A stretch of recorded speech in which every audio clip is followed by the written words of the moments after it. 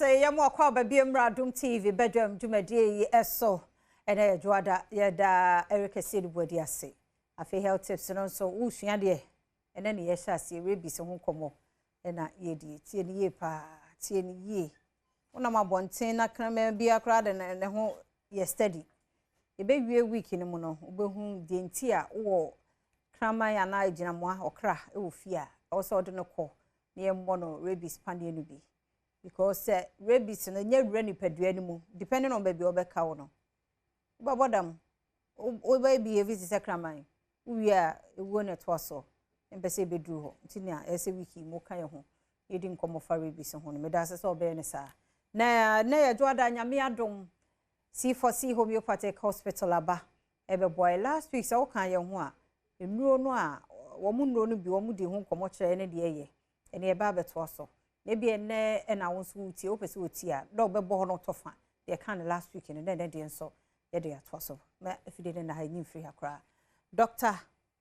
Esiama mamen komra sisi e me ba ho ma sedam de na eteka kra bi aden komra na ye ba me yina che me mo akwa ba bi Adom TV Badwam dwumadie no so omre no wadaje a wode ma yenti aseda no e yo dia Dr. George Esiama Junior wa ha no pay enu ahodo na won wo ede boaye wa pomuden femu no ye to so doga no pe mu achen ye ni na bia boko de adwuma mu koyie papa abusuan so bia ho ye de jankopa last week ye share ye nkomodi ase nu ahodo a C4C Homeopathic clinic wa e ho pension na akwa wo benya no wo de boa wa pomuden so bia na obi anya ho a anhwe no wada wo mabobo sa 3 na ye kan ho asem no na de ne ye to so yo Stefia medase Chia kesi okoma obi bia wenya mra no pay. Yes, last week ye di nkomo fa 3 ndro kese miensa pa.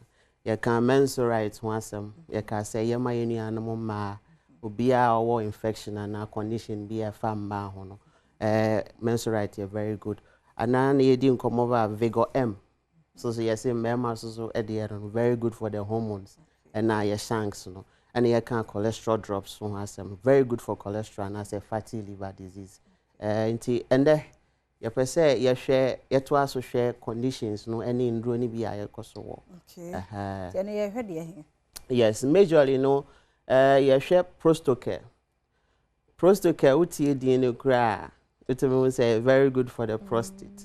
Na energy some say enye say owo prostate condition kwa na obenom. Because we di now see to care for the prostate. Ye nyi no na your prostate no ye kese. Ebi so wo ha na enya infections bebre na ye lead to prostatitis. And it say prostate no ye infected due to bacteria and as anything na prostocare very good for it. Ebi ana wo de ojonso so ho ye din ma wo. Ojonso ana twetwe si ana say ojonso ana sebi obema ne mo hyehyew ekeka. Ana say bi mpo ojonso de obate ntumi ma Nina no ema o lower abdominal pain to unya prostocare eboa na ama prostate no emu ne bieye na chese Johnson so etimi aba besen enti se wo de friend BPH that's a benign prostatic hyperplasia a prostate enlargement na prostocare very good for you na sani emeka in the beginning no se only prostate condition kwa obetimi so anom the only difference near dosage I ebe kire wo no enti eno so your tablet form until ubefa once a day. So we need prostate problem. So our problem depending on the severity, no na your advice once or twice a day. Plus nutritional advice because a bi wo ha na e bia mo aye dududu. Ana say our other condition be a kwakwo to prostate na ba. Ni nyina no ye hwe ni nyina wi a na akire how to take it. The prostocare is very good for any animal member prostate no. Na keep your prostate no intact. Yes. Yes, apart from the prostocare and also your special medication L118. Okay.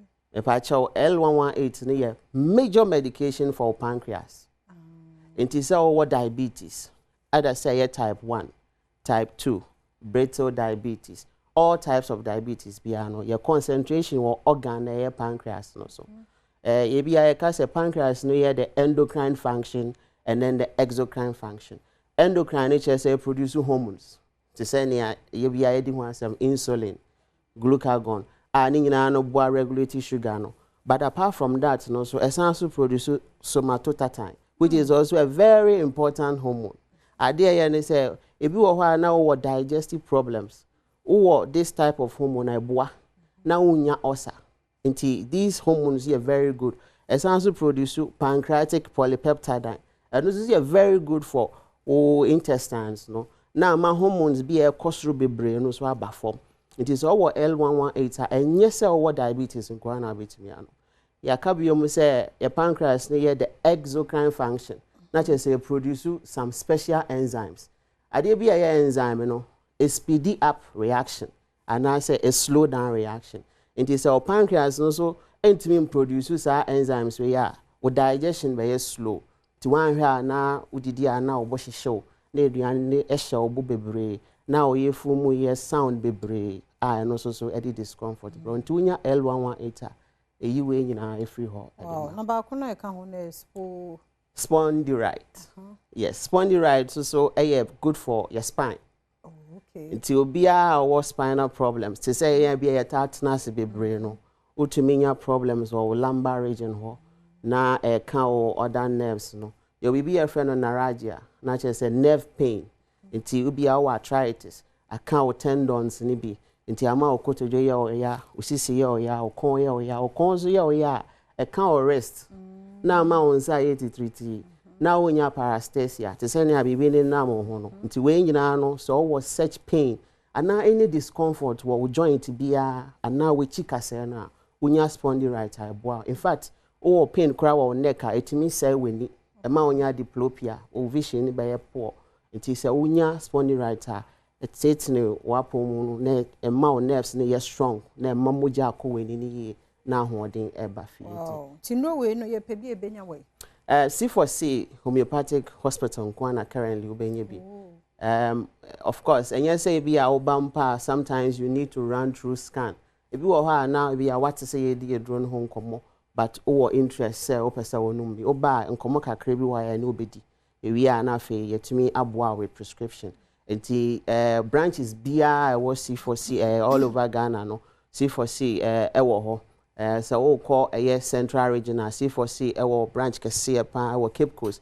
Yes, also a year agona dobbing and a sweet rose ho oko a year takra. This is why opposite Fejai will come so you were a juso kwamo a jachi junction. Accra had your Denta SDA junction. Pacho number of 24/7 your bedjo so a 050 00 40331 050 0040 and I say 050 0040 328 050 0040 C4C Homeopathic Hospital ye GN drone di edge treatment plans ne into the BIA can say once treated forever treated anope ye do bibiase yeah that's it but yen say mosu biemo spondylite no say man yes na ye say spondylite is good for your spine until say be our sciatic pain or to us one a good or nerve pain anxiety very good or neck pain very good or be our sisi tire yeah very good for it and now you might be tired and very good until anything that has to do with nerves you know very good now you better how to take it in fact drops in ampono what is your share no okay and I knew the benefits of warm water to improve on circulation as well and it's so easy to take once a day and I said twice a day depending on the doctor Becca yes and yes. And our first one was L118 and also yes and also so L118 you know, which is very good for your pancreas you know. And also so a very good say open say no more we need diabetes and also warm water now the ben you better you know be doing common actually how to take it eduane bi so ha better you can say we so wo nom L118 oh no ma yeah na okay na say so we are diabetic there and umfa warm water na benom yes all the warm water benom but dosage no be same okay from obi a woni bi ba or preventing yes okay.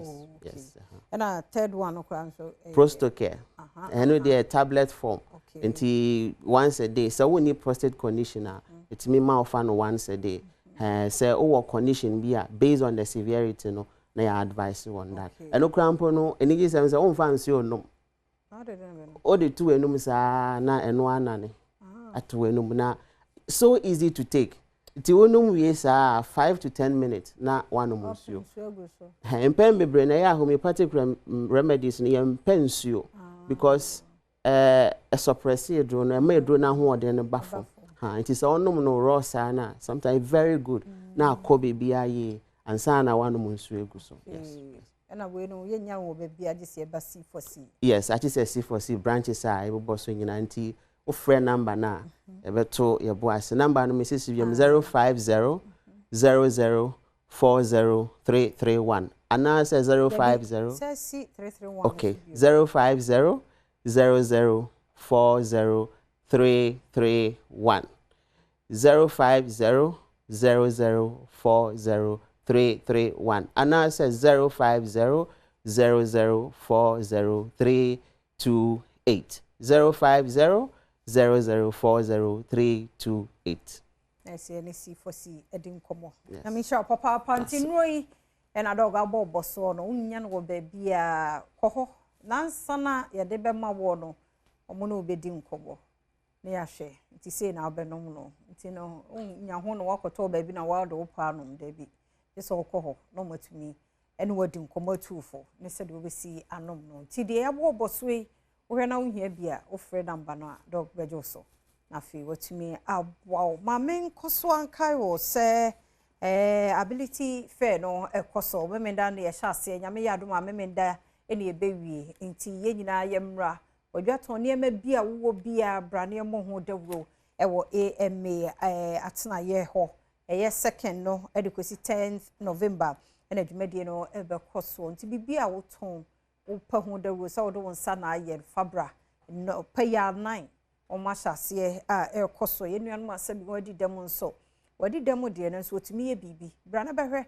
ene ma hodo a wono mo aye kasa kire nso ahodo ekoso ewo ho nti brabi na betoto sa ne ma ne kakra no mo nso nya bi emfa nhwe wono mo eho de ma kan nyina achi wo penkyere mu bi ana so nso pese wo de wo ne ma ba ebebo ho dawura for 0241 235 199 0241 235 199 and 0533 44 1967 0533 44 1967 na wonen penifo eni enkomo Kompu Ghana cash promo as I say dina ye prime cash back season egusua ye border ro no December na ebewie sa promotion ya ekoswe na niema bia wo beto ewo Kompu Ghana no so se discount edasho etosho edi amount se be ya obetumi atobie de akọ branches bia be bia obehu Kompu Ghana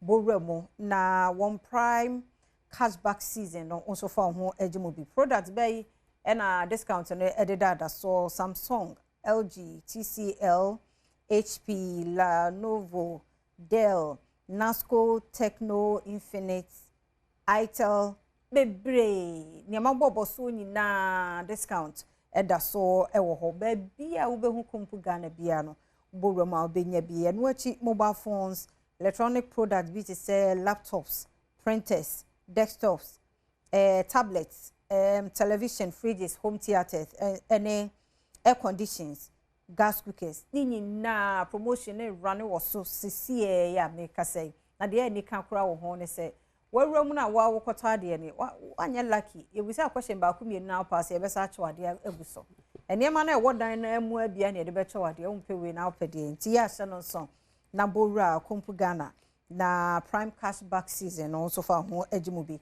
make say ekoso December ene e bewie free 0302 752020 0302 752020 na wonen penifon kasa Franco Trading Enterprise phones papa fie ene ho sa wo Nokia Samsung iPhones smart TVs tabletop fridges Franco air condition yenko Franco ho ye wo CCTV cameras so ewo ho ye bi bo office fie ba bia na wo dia monitor bibia wo pe ye ma nyina so won watete so na Franco ne numbers mienu enam de ma wo pick number bia say Franco ye wa ne mum tie number etwa to ho da bia obehia ne na wohia obehia ne da bi 0246 422338 0246 422338 and 0555 939311 0555 939311 now ne Franco Trading Enterprise